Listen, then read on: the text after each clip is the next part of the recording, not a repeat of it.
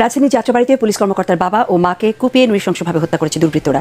ভোররাতে হত্যা করে বাসার জিনিসপত্র এলোমেলো করে পালিয়ে যায় খুনিরা। বাসার কোনো জিনিসপত্র চুরি হয়নি বলে জানিয়েছে স্বজনরা। আলামত সংগ্রহ করার পর পুলিশ প্রাথমিকভাবে ধারণা করছে পরিকল্পিতভাবে এই হত্যা করা হয়েছে। তিনি পার্বত্য চট্টগ্রামে নিয়োজিত একটি brigade, school of infantry and tactics এবং সেনা দপ্তরে বিভিন্ন পদবি ও নিয়োগে দায়িত্ব পালন করেন। রাজধানীতে ঘটে গেল একটি ভয়াবহ ঘটনা।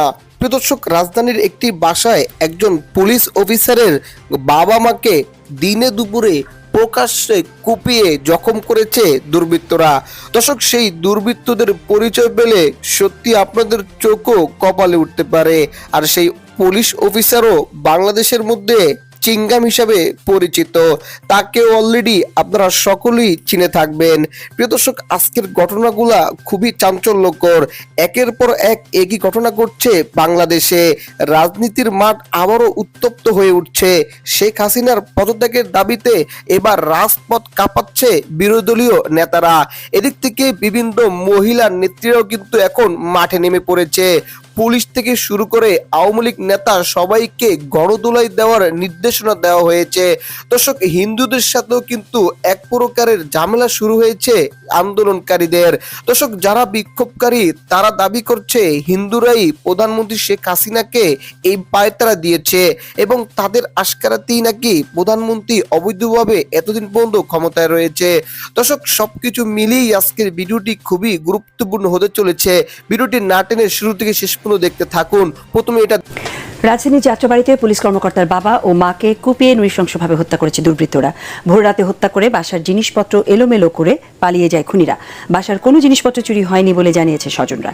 আলামত সংগ্রহ করার পর পুলিশ প্রাথমিকভাবে ধারণা করছে পরিকল্পিতভাবে এই হত্যা করা হয়েছে। মনির হোসেন তো রিপোর্ট। ওয়ালটন ফ্রিজ কিনে অনেকের মতো আপনিও হয়ে যেতে পারেন মিলেনিয়াল।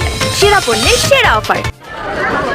রাজধানীর যাত্রাবাড়ির পশ্চিম মোমেনবাগ এলাকায় নিজ বাসায় ভোর রাতে পানির পাম্প চালু করতে নিচে নামেন অবসরপ্রাপ্ত ব্যাংক কর্মকর্তা শফিকুর রহমান। এ সময় ওৎপেতে থাকা দুর্বৃত্তরা ধারালো অস্ত্র দিয়ে তার ঘাড়সহ শরীরের বিভিন্ন স্থানে আঘাত করে তার মৃত্যু নিশ্চিত করে।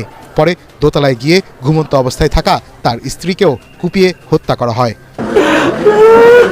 ঘটনার সময় দাদার বাড়ি ফেনীতে ছিলেন নিহতের ছেলে পুলিশ কর্মকর্তা। খবর পেয়ে ছুটে আসেন তিনি। আন্দাজ করতে পারতেছি না কি হয়েছে, কারণ আমার সাথে আমার এই এলাকাবাসীর কারো শত্রুতা নেই। বাসায় কি কোনো কিছু চুরি হয়েছে? আমি এই পর্যন্ত তো দেখলাম যে আমার ল্যাপটপ যেমন বের করা নেয়নি, আমার আম্মার গলায় কিন্তু এখনো চেঞ্জ হলো না। ওগুলো চুরি সংক্রান্ত বিষয় এখনো আমরা শিওর না তো হয়নি।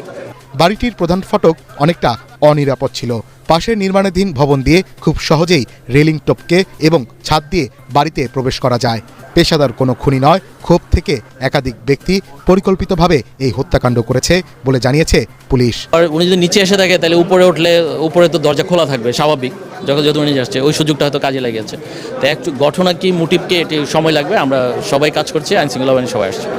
পরিবার থেকে কোনো শত্রুতা জানিয়েছে যে পূর্ব শত্রুতা আছে কিনা? আমরা ওনার ছেলের সাথে কথা বলেছি, আব্দুল্লাল মামুন যেটা বলে যে আমাদের এখানে এমনি কোনো শত্রুতা নেই, তবে গ্রামে দু একজন থাকতে পারে, কিন্তু ওখান থেকে সেই ঘটনা ঘটাবে এটা উনি সাসপেক্ট করছে না। তো একটু ডিফারেন্ট মোটিভ নিয়ে আমরা কাজ করছি, দেখি কি হয়। জমি জমা সংক্রান্ত কোনো তথ্য পেয়েছেন বা এরকম কোনো আমরা এখনো পাইনি যে জমি জমা বা অন্য কিছু নিয়ে। এটা একটা আন্ডার কনস্ট্রাকশন বিল্ডিং, তাও আমরা এরকম কোনো তথ্য পাইনি যে কোনো ঝামেলা আছে। আলমিরা, ওয়ার্ড্রপ, লকার সবই এলোমেলো, বাট এখনও পর্যন্ত বাসা থেকে কোনো জিনিস মিসিং নেই। দ্যাট মিনস কোনো কিছুই হারায় নাই বা চুরি যায় নাই, বাট সবই এলোমেলো। আবার মৃত্যুর যেই বিভৎসতা বা নৃশংসতা, এটা থেকে আমরা ধারণা করতে পারি বিষয়টা পরিকল্পিত বা ভিন্ন চিন্তা থেকে। শুধুমাত্র ডাকাতির জন্য বা চুরি করার জন্য কাউকে হত্যা করে চুরি করতে হবে এরকম হত্যা নয়। জমি সংক্রান্ত বিরোধ কিংবা অন্য কোনো বিরোধ আছে কিনা বিষয়গুলি নিয়ে আমরা আগাচ্ছি, বাট এখনও পর্যন্ত ঢাকায় এরকম কোনো প্রকারের কোনো তথ্য পাওয়া যায়নি। গ্রামের বাড়িতে যেটা নর্মালি থাকে অনেকেরই বিরোধ থাকে, বাট সেটার র্যাশ কি ঢাকায় পড়েছে কিনা সেটাও তদন্ত করে দেখতে হবে। বাসা থেকে বলছেন কিছু চুরি হয়নি, কিন্তু অনেক লকার হয়েছে, তাহলে কি বিশেষ কোনো কিছু?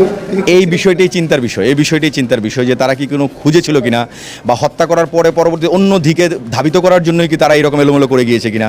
কারণ আমরা ভদ্রমহিলার গলায় চেন পেয়েছি, এই গলার চেনও তারা নিতে পারতো। ল্যাপটপ পেয়েছি, ল্যাপটপও নেয় নাই। বাসায় এখনও পর্যন্ত খোয়া গিয়েছে এরকম কোনো আলামত এখনও আমাদের চোখে হয় নাই। ঘটনাস্থলে আলামত সংগ্রহ করেছে সিআইডি। খুনিদের দ্রুত শনাক্তে আশপাশের সিসি ক্যামেরার ফুটেজ পর্যালোচনা করে দেখা হচ্ছে। সেনাবাহিনী প্রধান হিসেবে নিয়োগ পেয়েছেন লেফটেন্যান্ট জেনারেল ওয়াকার উজ্জামান। আগামী 23 জুন তিনি সেনা প্রধান হিসেবে দায়িত্ব গ্রহণ করবেন। বর্তমান সেনাপ্রধান জেনারেল এস.এম. শফিউদ্দিন আহমেদের স্থলাভিষিক্ত হবেন তিনি। মঙ্গলবার আন্তঃবাহিনী জনসংযোগ পরিদপ্তর ISPR এর এক বিজ্ঞপ্তিতে এ তথ্য জানানো হয়েছে। নতুন সেনাপ্রধান সম্পর্কে বিস্তারিত জানাচ্ছেন সহকর্মী ইমতিয়াজ আলম।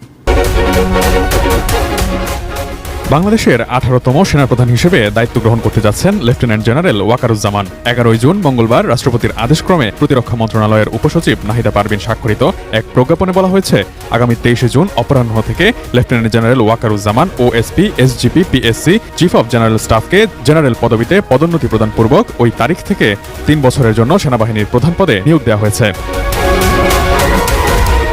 লেফটেন্যান্ট জেনারেল ওয়াকারুজ্জামান 1985 সালের 20 ডিসেম্বর ইস্ট বেঙ্গল রেজিমেন্টের সদস্য হিসেবে 13তম দীর্ঘমেয়াদী কোর্সের সঙ্গে বাংলাদেশ সেনাবাহিনীতে কমিশন লাভ করেন। সামরিক জীবনের শুরু থেকেই বিভিন্ন কোর্সে ভালো ফলাফলের ক্রমধারায় তিনি ডিফেন্স সার্ভিসেস কমান্ড ও স্টাফ কলেজ মিরপুর থেকে সাফল্যের সঙ্গে গ্র্যাজুয়েশন সম্পন্ন করেন। পরবর্তী সময়ে তিনি joint services command and staff college যুক্তরাজ্য থেকেও গ্র্যাজুয়েট হিসেবে স্বীকৃতি লাভ করেন।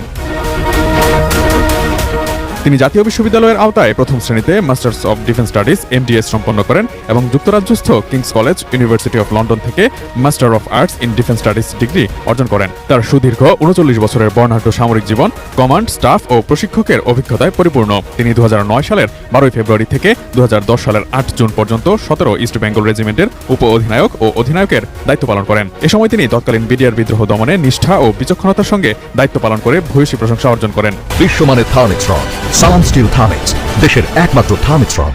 তিনি 2011 সালের 27 জুলাই থেকে 2013 সালের 11 নভেম্বর পর্যন্ত 2 বছরের বেশি সময় 46 স্বতন্ত্র পদাতিক ব্রিগেডের কমান্ডার হিসেবে দায়িত্ব পালন করেন। GOC হিসেবে 2014 সালের 2 এপ্রিল থেকে 2017 সালের 23 ফেব্রুয়ারি পর্যন্ত 3 বছর নবম পদাতিক ডিভিশন কমান্ড করেন। এরিয়া কমান্ডার সাভার এরিয়া ও জেনারেল অফিসার কমান্ডিং GOC নবম পদাতিক ডিভিশন হিসেবে তিনি টানা 3 বছর সফলভাবে বিজয় দিবস প্যারেড 2014, 2015 ও 2016 এর প্যারেড কমান্ডারের দায়িত্ব পালন করেন। এই বিরল কৃতিত্বের স্বীকৃতিস্বরূপ তিনি সেনা গৌরব পদকে ভূষিত হন। স্টাফ হিসেবে তিনি পার্বত্য চট্টগ্রামে নিয়োজিত একটি brigade, school of infantry and tactics এবং সেনা দপ্তরে বিভিন্ন পদবি ও নিয়োগে দায়িত্ব পালন করেন। এছাড়া তিনি প্রশিক্ষক হিসেবে JCO, NCO academy, school of infantry and tactics ও Bangladesh institute of peace support and ট্রেনিংয়ে সুনামের সঙ্গে সব পদবীর দেশি বিদেশি সেনা সদস্যদের প্রশিক্ষণ দেন। সেনা সদর সামরিক সচিবের শাখায় তিনি সহকারী সামরিক সচিব, উপসামরিক সচিব এবং সামরিক সচিব হিসেবে বিভিন্ন মেয়াদে দীর্ঘদিন কর্তব্যরত ছিলেন। সেনা সদর GS শাখার চিফ অব জেনারেল স্টাফ হিসেবে দায়িত্বভার গ্রহণের পূর্বে তিনি প্রধানমন্ত্রীর প্রিন্সিপাল স্টাফ অফিসার হিসেবে প্রধানমন্ত্রীর কার্যালয়, সশস্ত্র বাহিনী বিভাগে কর্মরত ছিলেন। লেফটেন্যান্ট জেনারেল ওয়াকারুজ্জামান জাতিসংঘের ব্যানারে মিলিটারি অবজারভার হিসেবে অ্যাঙ্গোলাতে এবং সিনিয়র অপারেশন অফিসার হিসেবে লাইবেরিয়াতে দায়িত্ব পালন করেছেন। সেনাবাহিনীতে তার কৃতিত্বপূর্ণ অবদানের জন্য তিনি অসামান্য সেবা পদকে ভূষিত হন।